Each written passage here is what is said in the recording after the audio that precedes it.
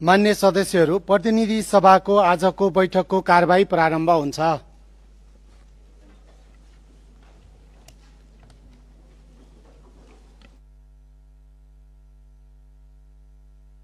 सम्माननीय प्रधानमन्त्रीज्यू, एकैछिन प्रधानमन्त्रीज्यूलाई म।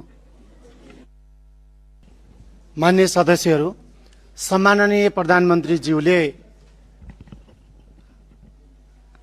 हात उठाउनु भएको हुनाले सम्माननीय प्रधानमन्त्रीज्यूलाई म रोस्टम प्रयोग गर्न अनुमति दिन्छु।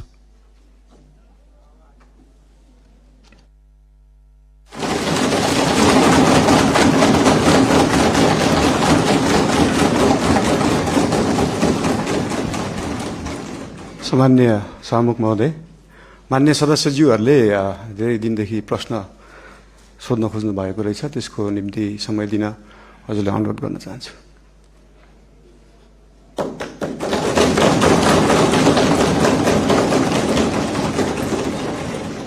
सल्लाह र सुझावको रूपमा लिएको छु र मानव अधिकार आयोगको प्रतिवेदन मात्रै नभएर 23-24 गतेको मात्रै नभएर विभिन्न कालखण्डमा धेरै आन्दोलनहरू भएका छन्, धेरै दमनहरू पनि भएका छन्। विभिन्न कालखण्डमा भएका आन्दोलनहरू, र्यालीहरूमा भएका कुराहरूको प्रतिवेदनहरू धेरै छन्। एउटा मात्रै प्रतिवेदन छैन मानव अधिकार आयोगको, र विभिन्न आयोगहरू पनि गठन भएका छन् विभिन्न कालखण्डमा।